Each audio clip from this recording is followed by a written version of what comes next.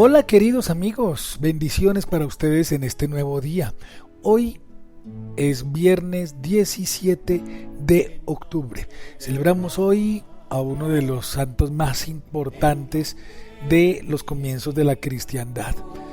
Me refiero a San Ignacio de Antioquía, quien fue además discípulo del apóstol San Juan, uno de los grandes obispos, pastores de los comienzos de la cristiandad.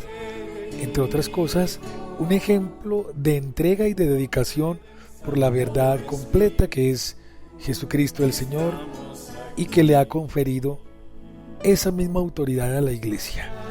San Ignacio de Antioquía, puesto preso por el Imperio Romano y llevado a Roma para ser martirizado, escribió varias cartas a las comunidades cristianas de la antigüedad. Un gran apologista, un gran, digámoslo de esta manera, un gran catequista de la verdad del Evangelio. Qué grande San Ignacio de Antioquía, qué valiente, importante San Ignacio para nuestra fe y para la cristiandad. San Ignacio de Antioquía ruega por nosotros.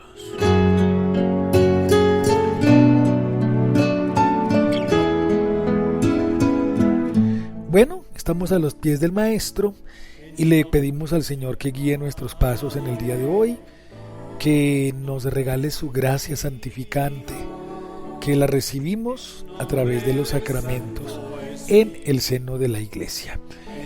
Bueno, le pedimos a Dios nuestro Señor que nos guíe y que bendiga a todos ustedes, especialmente a los que se encuentran tristes, agobiados, frágiles, enfermos, débiles, los que se encuentran en tribulación, los que se encuentran en problemas.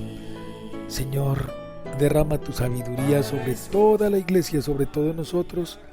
Concédenos paz, serenidad y tranquilidad para leer aquellas muestras de amor, esos signos que tienes para nosotros, para cada persona en particular, para toda la Iglesia. Padre nuestro que estás en el cielo, santificado sea tu nombre, venga a nosotros tu reino, hágase tu voluntad, así en la tierra como en el cielo. Danos hoy nuestro pan de cada día, perdona nuestras ofensas, como también nosotros perdonamos a los que nos ofenden. No nos dejes caer en la tentación y líbranos del mal. Amén.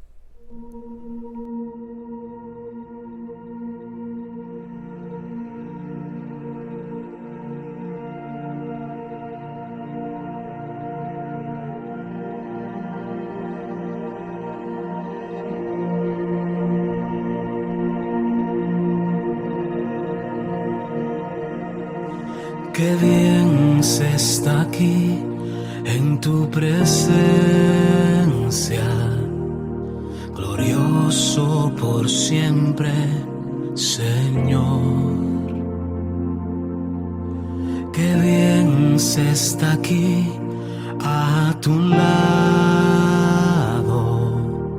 sintiendo tu paz y tu amor. Cuán hermoso eres, Señor. Tú no tienes comparación.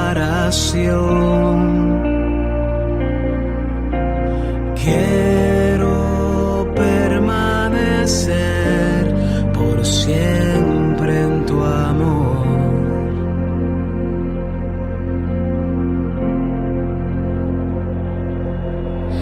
Qué bien se está aquí en tu... Una bellísima alabanza que entona la cantante Atenas, el cantante John Carlo, una bellísima alabanza al Señor. Qué bien se está aquí en tu presencia, qué bien es estar a tus pies, Señor, meditando tu palabra, conociendo tu divina enseñanza. Paz y tu amor, cuán hermoso eres, Señor. Bien, nosotros seguimos estudiando la historia de nuestra fe, la historia de nuestra iglesia, la historia del cristianismo, que está bien marcada por persecuciones, por situaciones adversas, por tribulaciones.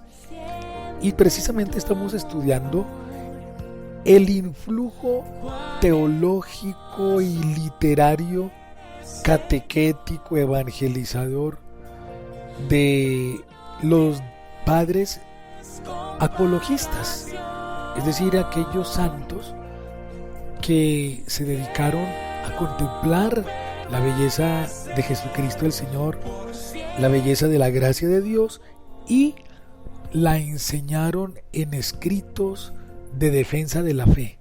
Ya llevamos varios días hablando de los apologistas, de la apologética, un género literario muy importante de los comienzos de la cristiandad, que sirvió ese género para explicar las verdades de la fe, especialmente a los nuevos cristianos y también a los adversarios de la fe, a los paganos, a los herejes, y hubo unos escritos realmente excepcionales.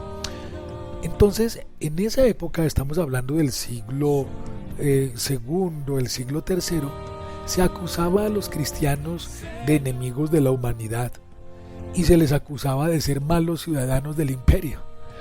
Y los apologistas reaccionaron vivamente ante estas acusaciones.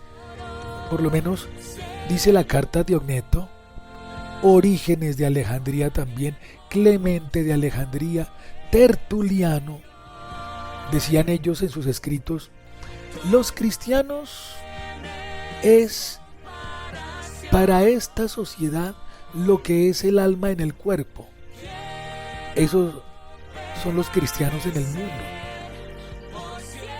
Y Orígenes, en respuesta a Celso, decía: los hombres de Dios, o sea, los cristianos, son la sal que mantiene unida a la sociedad aquí en la tierra.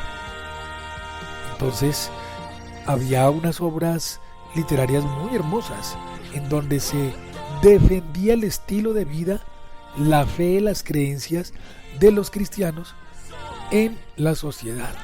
Perseguidos, calumniados, vituperados, y los cristianos firmes, los cristianos serenos, humildes, no se defendían porque sabían que Dios era el que ejercía defensa en ellos. Entonces, esto es algo muy hermoso.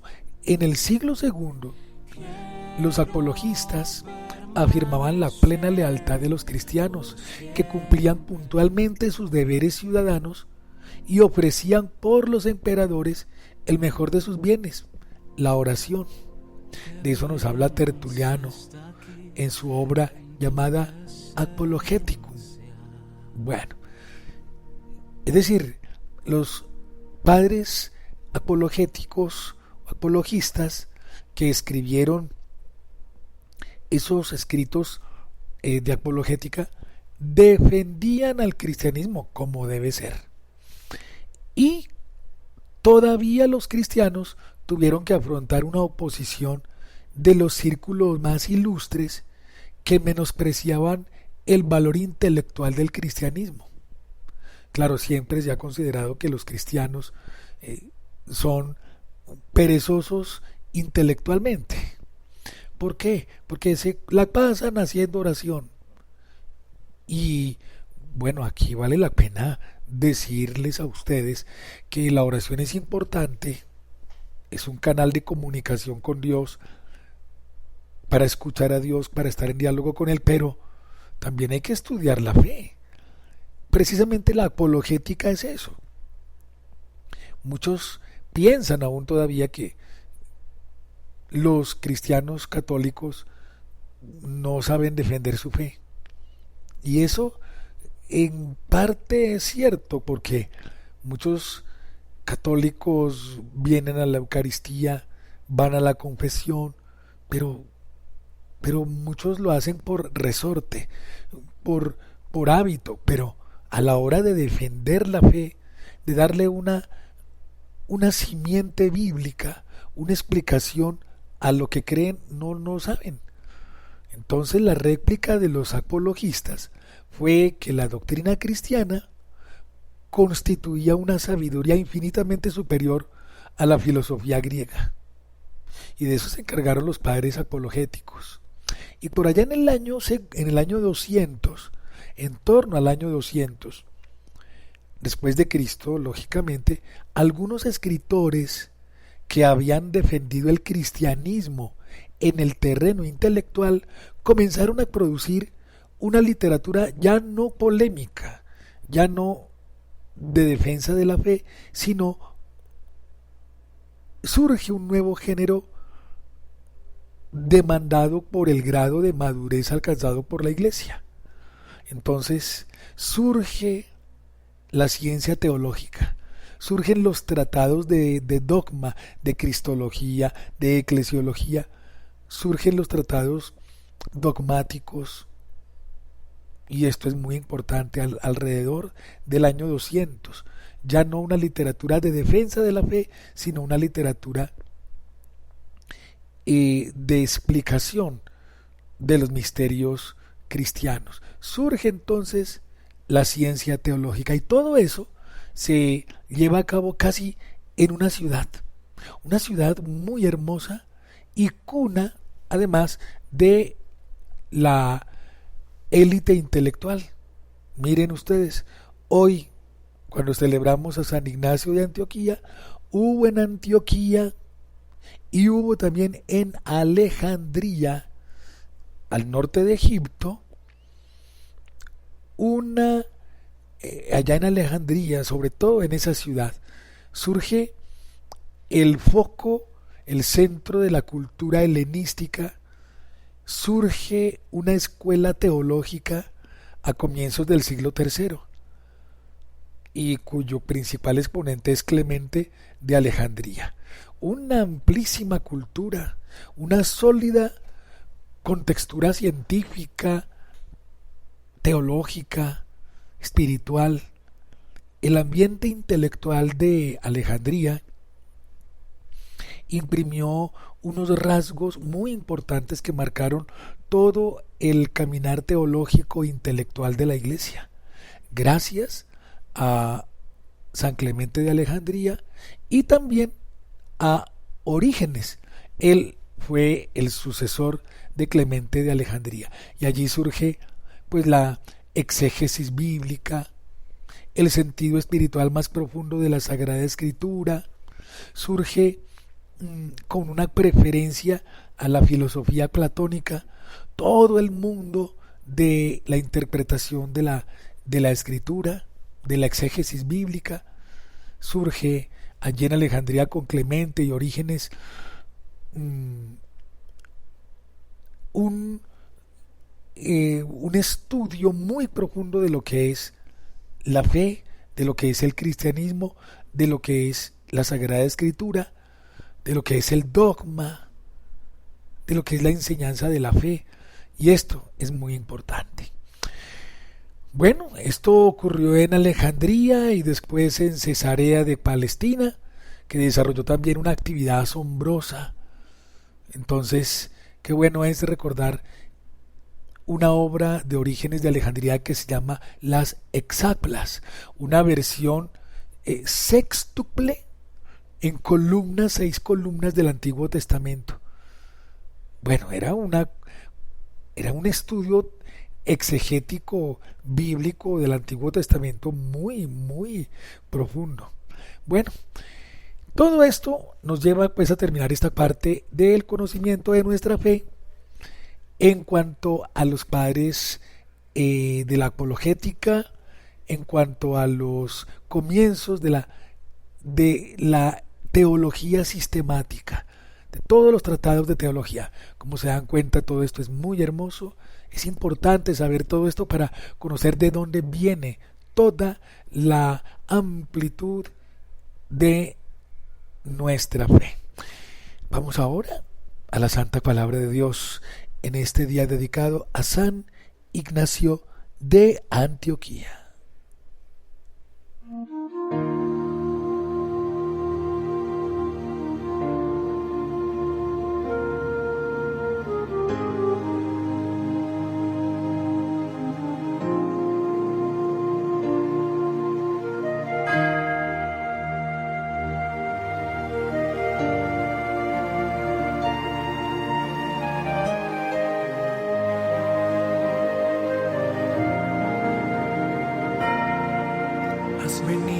a visitarme. Por estos días hemos estudiado, hemos meditado también en la liturgia, en la primera lectura de la Santa Misa, la carta del apóstol San Pablo a los romanos. Estamos en el capítulo 4 y nos dice el apóstol: hermanos, veamos el caso de Abraham, nuestro progenitor según la carne. ¿Quedó Abraham justificado por sus obras? Si es así, tiene que estar orgulloso, pero de hecho, delante de Dios no tiene de qué. A ver, ¿qué dice la Escritura? Abraham creyó a Dios y esto le valió la justificación. Pues bien, a uno que hace un trabajo, el jornal no se le cuenta como un favor, sino como algo debido. En cambio, a este, que no hace ningún trabajo, pero tiene fe en que Dios hace justo al impío, esa fe se le cuenta en su haber. También David llama dichoso al hombre a quien Dios otorga la justificación, prescindiendo de sus obras. Dichoso el hombre que está absuelto de su culpa, a quien le han sepultado su pecado. Dichoso el hombre a quien el Señor no le cuenta el delito. Palabra del Señor. Perdón, palabra de Dios. Te alabamos, Señor. En la pena y en el gozo se me aliento mientras vivo, hasta que mi alma muere en tus brazos. Quédate, Señor, conmigo. En la pena y en el gozo se me aliento mientras vivo, hasta que mi alma muere en tus brazos. Quédate, Señor, conmigo. Has venido a visitarme.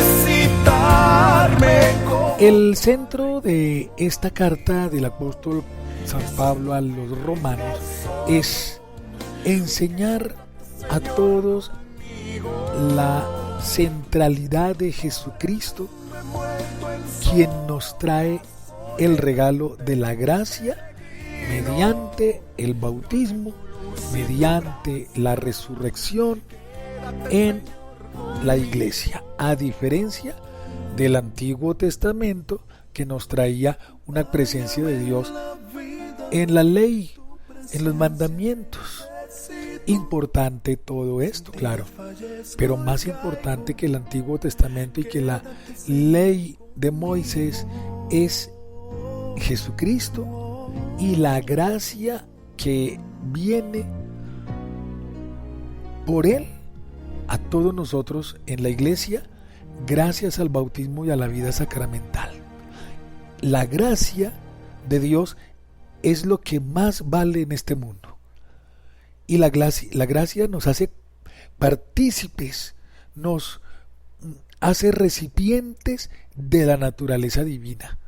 Es que la gracia de Dios que obtenemos en los sacramentos, que empezamos a degustar y a vivir en la vida bautismal, esa gracia la vamos nosotros apreciando y le vamos abriendo espacio en nuestra vida gracias a los sacramentos, a la Eucaristía, a la Santa Confesión, a todos los demás sacramentos en el seno de la Iglesia. Y esa gracia divina nos hace partícipes de la misma vida de Dios. Esto es una maravilla incomprensible y es verdad. Hagan de cuenta, queridos oyentes, que es como un diamante oculto por el barro que lo cubre. El barro que cubre el diamante es nuestra fragilidad humana, es nuestra condición humana frágil y a veces llena de pecado. En cambio, cuando uno le quita el barro, le quita el mugre y empieza uno a quitarle todas esas impurezas y todo eso, pues se empieza a ver el resplandor del diamante con todos sus colores. Uy, es que es asombroso. Esa es una especial explicación de lo que es la gracia. Es lo que lleva adentro. Por fuera, nuestra condición humana, que es llena de pecado, pero por dentro, detrás de todo ese barro y de todo ese mugre, lo que hay es un diamante. Ese diamante es la gracia de Dios, que está dentro de nosotros y que por fuera, pues, está bañada, cubierta por nuestra condición humana débil y pecadora. La gracia de Dios es lo que nosotros debemos obtener. La gracia nos hace partícipes de la misma vida de Dios y nos va moviendo, nos va transformando para parecernos cada vez más y más a Jesucristo, para ser obedientes a los mandamientos de Dios, para amar su palabra, para hacer el bien. La gracia de Dios nos impulsa a hacer la voluntad de Dios, a obrar siempre lo correcto. La gracia se puede perder también con el pecado, especialmente con el pecado mortal, y sin la gracia el ser humano queda absolutamente vulnerable, queda absolutamente confundido y no sabe qué camino tomar porque no está con ese regalo precioso que es el regalo de la gracia. Entonces, de eso habla la primera lectura. Nos hace referencia a Abraham y nos hace referencia de su obediencia, pero más importante es la gracia que Dios nos da a través de Jesucristo. Bueno, entonces le pedimos al Señor que nos ilumine, que nos proteja y que nos ayude cada día a amar siempre su divina voluntad. Y la bendición de Dios Todopoderoso los bendiga el Padre, el Hijo y el Espíritu Santo. Y cuanto antes a buscar la gracia de Dios en la vida sacramental. Y en la soledad toca la puerta de tu corazón. Da un paso en fe, no te